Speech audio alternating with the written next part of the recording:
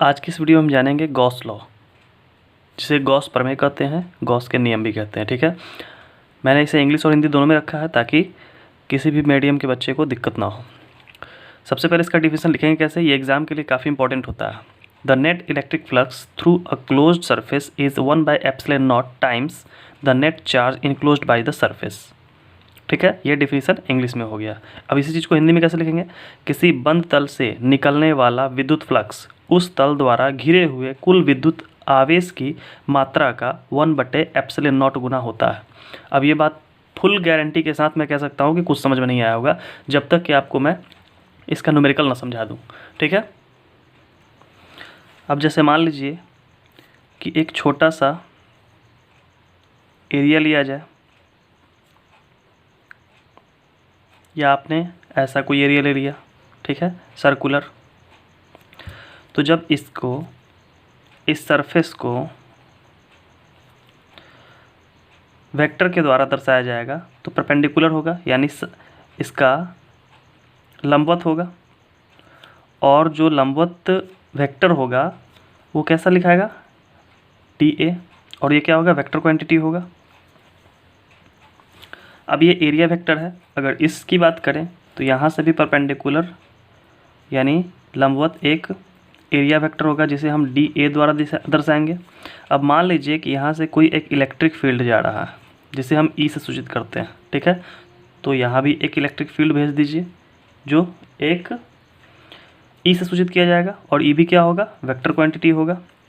इसके बीच में जो एंगल बनता है थीटा, या इसके बीच में जो एंगल बनेगा थीटा, दो सरफेस लेके मैं चल रहा हूँ ताकि आपको समझ में आए, एग्जाम में आप कोई भी लिख सकते हैं। ठीक है, और ये आपको लिखना ही पड़ेगा डिफिनीशन के ठीक बाद। ठीक है, तो यहाँ पर एक इलेक्ट्रिक फ्लक्स क्रिएट होता है। ठीक है, जब छोटा सा लिया जाएगा यहाँ पर इलेक्ट्रिक फील्ड, तो इलेक्ट्रिक फ्लक्स भी छोटा ही क्रिएट होगा, और इलेक्ट्रिक फ्लक्स को हम लोग फाई से दर्शाते हैं।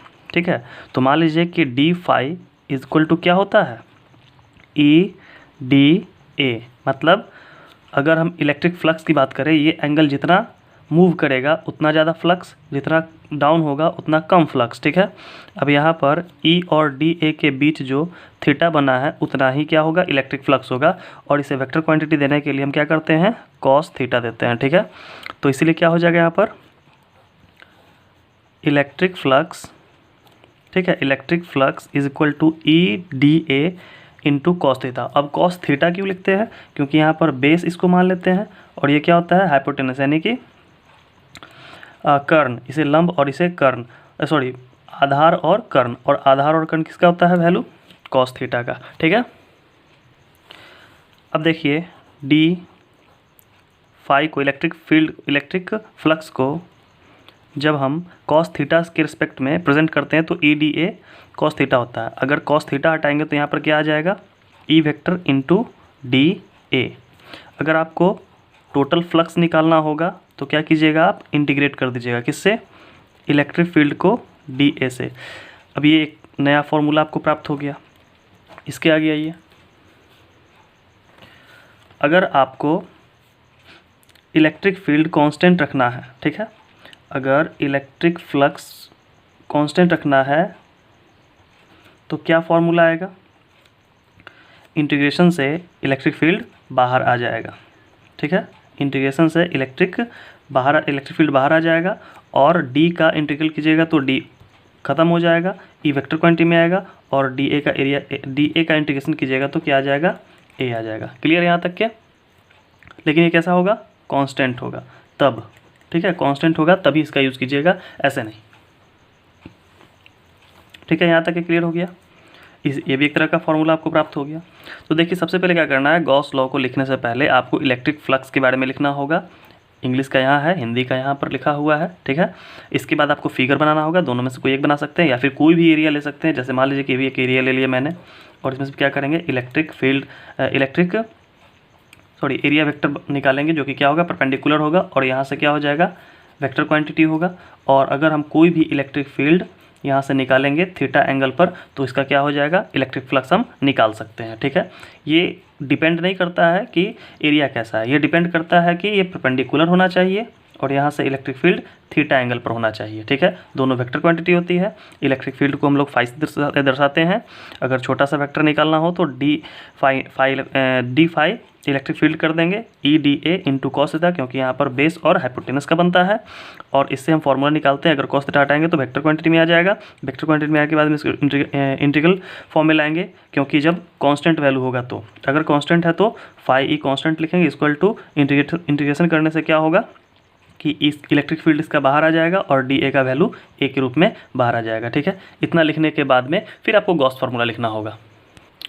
ये तो हो गई इलेक्ट्रिक फ्लक्स की कहानी। लेकिन जब गॉस नामक वैज्ञानिक जब आए तो उन्होंने अपना एक रूल दिया। रूल क्या दिया कि जब भी इलेक्ट्रिक फ्लक्स आपको प्राप्त करना हो, किस चीज़ का, क्लोज सरफेस का, क्लोज्ड सरफेस का, तो क्या होगा कि आप चार्ज बटे में एप्सिलॉन नॉट के उसको बराबर कर सकते हो। अब इसमें इंटीग्रेशन करने का झंझट ही समाप्त हो गया। ठीक है, जैसे यहाँ पर इंटीग्रेशन करते थे ई का, फिर DA का, अगर ई कांस्टेंट नहीं है तो और ज़्यादा लेंदी हो जाएगा, चूँकि वेरिएबल में बहुत सारा क्राइटेरिया आता है। ठीक है, इसीलिए उन्होंने कहा कि यहाँ देखिए 1/एप्सिलॉन नॉट टाइम्स होगा, तो 1/एप्सिलॉन नॉट टाइम्स क्या होगा, इलेक्ट्रिक फील्ड है तो चार्ज निकलेगा, चार्ज का 1/एप्सिलॉन नॉट, इसको आप ऐसे भी लिख सकते थे 1/एप्सिलॉन नॉट इंटू क्यू, तो वही बात है, दोबारा लिख दिया गया। इसी चीज़ को हम इंटीग्रेशन फॉर्म में अगर लिखना चाहें तो ऐसे लिख देंगे E.DA, जैसा कि अभी आपको बताया गया है। ठीक है, दोनों वेक्टर क्वांटिटी होगा। चूँकि एरिया क्लोज्ड है गॉस लॉ के अनुसार, इसलिए इसको क्या कर देंगे, क्लोज कर देंगे। इंटीग्रल को अगर क्लोज कर देंगे तो हो जाएगा क्लोज सरफेस। ठीक है,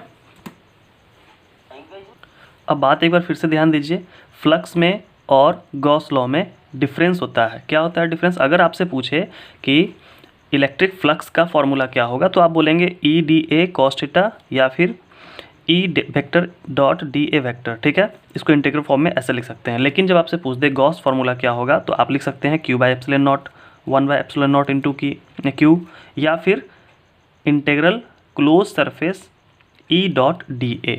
ठीक है, इतना आप लिख सकते हैं। इलेक्ट्रिक फ्लक्स पूछेगा तो ये तीनों में से कुछ भी लिख सकते हैं, यहाँ भी कुछ लिख सकते हैं। लेकिन जब आपसे गॉस लॉ पूछेगा तो ये फॉर्मूला आपको देना होगा। ये ऑब्जेक्टिवली बहुत ज़्यादा इंपॉर्टेंट क्वेश्चन है और एक क्वेश्चन या दो क्वेश्चन तो मैक्सिमम पूछ ही लेता है। वैसे टोटल बताया गया है क्वेश्चन 5 नंबर के क्वेश्चन के लिए। ठीक है, अब इसमें एक बहुत ज़्यादा इंपॉर्टेंट चीज़ है, वो है सर्कल बनाना। ठीक है, सर्कल के थ्रू समझाना कि गॉस लॉ क्या होता है। जैसे देखिए एकदम इजी वे में समझेंगे। जैसे मान लीजिए एक चार्ज हम ले लेते हैं जो कि प्लस चार्ज है और यह एक स्फीयर में है। किस में है? स्फीयर में। वैसे गॉस लॉ जो बनाया गया है, गॉस नामक वैज्ञानिक जो इस लॉ को दिया है वो सर्कल नहीं स्फीयर पर, ठीक है, स्फीयर पर ही दिया है। और ये स्फीयर है, स्फीयर जस्ट लाइक अ फुटबॉल जैसे देखते हैं वो स्फीयर है। ठीक है, तो उन्होंने कहा था कि स्फीयर के चारों ओर क्लोज सरफेस होता है, यानी कि बाहर से पूरा बंद होता है, अंदर के भाग हम बाहर से नहीं देख सकते हैं। लेकिन जैसे ही अगर हम छोटा सा होल करें यहाँ पर, ठीक है, तो अंदर का सर्कल सेंटर से सर्कल के सरफेस पर यानी स्फीयर के सरफेस पर होता हुआ एक परपेंडिकुलर, चूँकि आपको पता है एरिया वेक्टर कहाँ से आता है, परपेंडिकुलर आता है 90 डिग्री से। ये एरिया वेक्टर यहाँ से मूव करेगा, जिसको क्या कहेंगे, DA। चूँकि एरिया वेक्टर है, छोटा सा पार्ट्स निकला है बाहर, इसलिए इसको क्या कहेंगे, DA। अब इलेक्ट्रिक फील्ड, चूँकि चार्ज है तो इलेक्ट्रिक फील्ड बाहर आएगा, ठीक है, वो भी इसी पर आ जाता है। ठीक है, और इसे क्या कहते हैं, इलेक्ट्रिक फील्ड। अब यहाँ पर देखिए, जब एक वस्तु पहले से इस दिशा में है, उस पर से एक और वस्तु जा रही है, रेखा जा रही है, तो उसमें एंगल कितना हो जाएगा, 0, यानी कि यहाँ पर थीटा का वैल्यू कितना हो गया, 0 डिग्री। क्लियर? अब थीटा का वैल्यू 0 डिग्री हुआ है तो इससे एक फॉर्मूला जनरेट होगा, D electric flux is equal to E into DA cos theta. अब देखिए D phi electric field is equal to D into E into DA cos theta के जगह पर 0 डिग्री, इसीलिए D phi electric field E.DA, इसका value क्या होता है, 1, इसीलिए D phi electric field equal to E.DA। ठीक है, यहाँ तक क्लियर हो गया।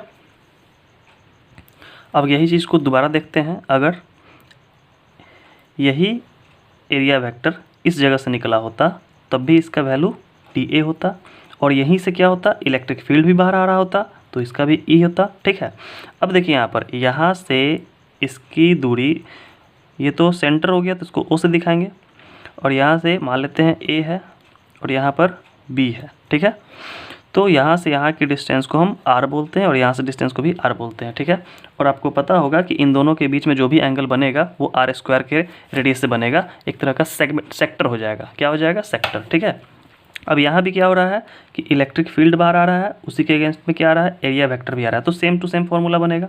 ठीक है, अब आप इसको एक और तरीका से लिख सकते हो, चाहे ये किधर से भी जाए, इधर जा सकता है, इधर जा सकता है, इधर जा सकता है, सामने से आ सकता है, चूँकि स्फीयर है चारों तरफ से कहीं से भी आ सकता है।